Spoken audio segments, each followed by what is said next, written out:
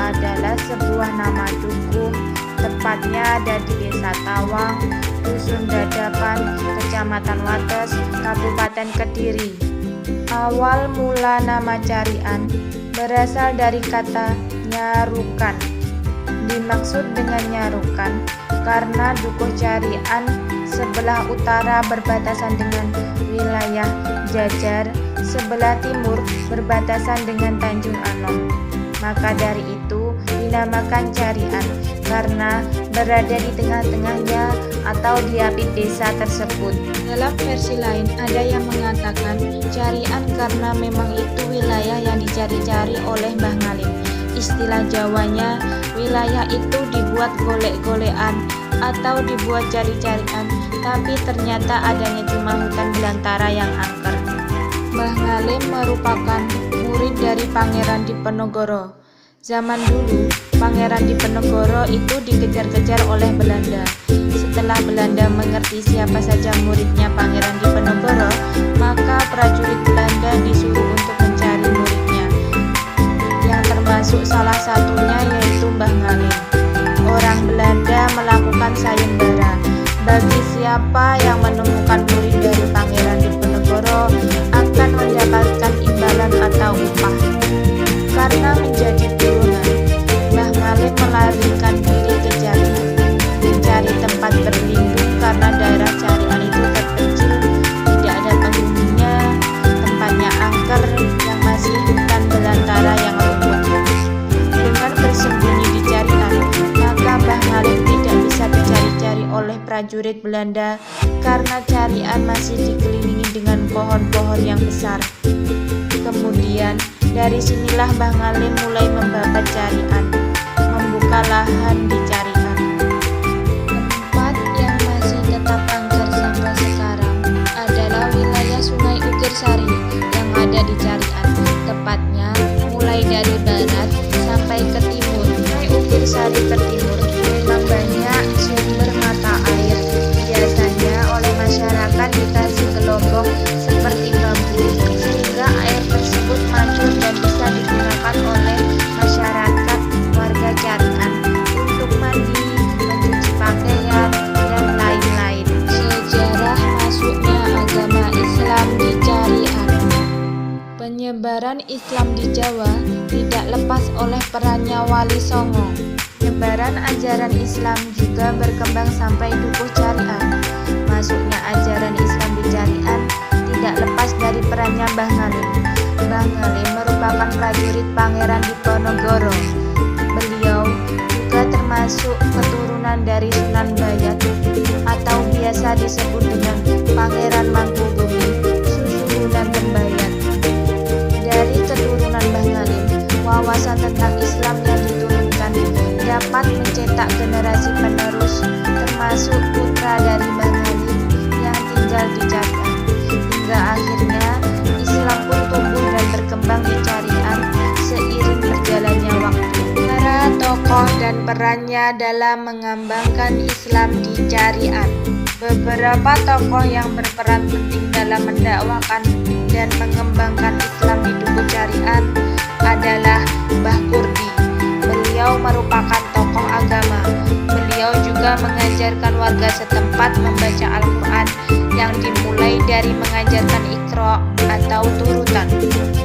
Mbah Kurdi adalah orang yang paling lama mengajarkan mengaji di Carian. Yang kedua, Mbah Men merupakan cucu dari Mbah Ngalim. Nama aslinya Mbah Kurmen.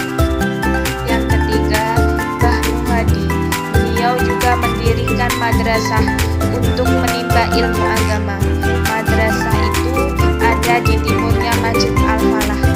tepatnya di Musola Timur.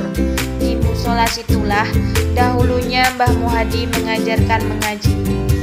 Biasanya setelah yasinan masyarakat setempat, Mbah Muhadi juga mengajarkan agama tentang kajian thariqat, fikih, dan lain-lain. Tetapi dalam mengajarkan agama, Mbah Muhadi tidak selama dengan Mbah Kurdi. Selain Mbah Kurdi, Mbah Men, Mbah Muhadi, ada yang mengajarkan mengaji saat itu, yaitu Mbah Zainuri yang merupakan buyut dari Mbah Ngalim dan Mbah Zainuddin.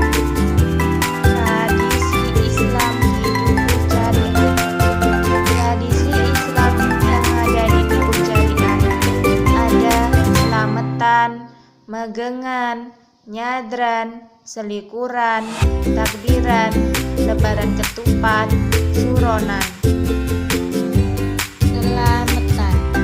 Selamatan dilakukan sebagai rasa syukur dengan permohonan agar selalu mendapatkan keselamatan sehingga permintaannya tercapai atau biasa disebut dengan kabul kajate. Setelah Islam masuk, selamatan dikemas secara Islami seperti dengan tahlilan, pengajian. Menu selamatan biasanya terdiri dari nasi kuning, nasi gurih, pisang rojo, dan apem yang dimakan secara bersama-sama setelah dipimpin doa oleh seseorang yang dituakan.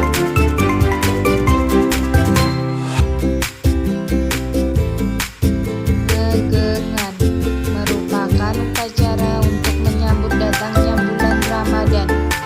Biasanya kegiatan utamanya adalah mengirim doa untuk seseorang yang sudah meninggal yang dilakukan bersama-sama di masjid, dan juga menabuh beduk yang ada di masjid sebagai tanda bahwa besok hari sudah memasuki bulan Ramadan.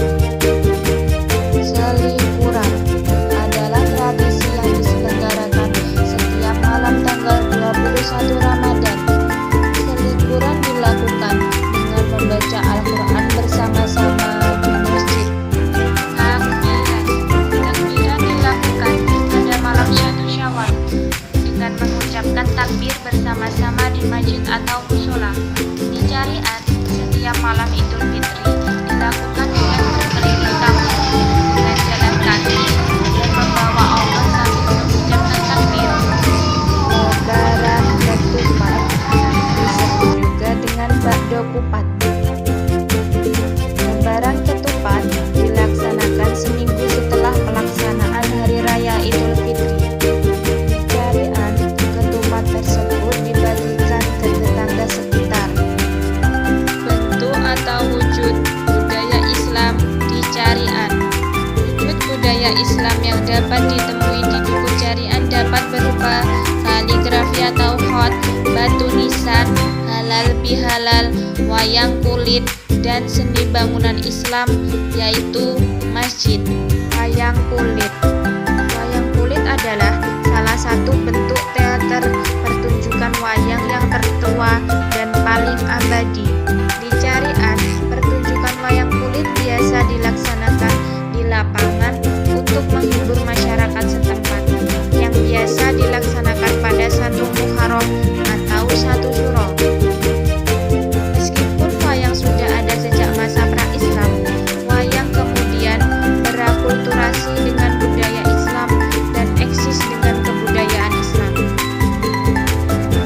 Kini, cerita-cerita wayang telah dirubah sedemikian rupa dengan menyisipkan ajaran-ajaran Islam di dalamnya. Masjid di Jarian mengalami 3 kali perkembangan setelah musola yang dibangun oleh Mbah Ngalim. Yang pertama, Masjid Al-Falah yang dilakukan oleh Mbah Abdul Qam merupakan masjid nomor 1 yang terbaik di Kecamatan Wates. Beliau membangun dengan gaya arsitek Timur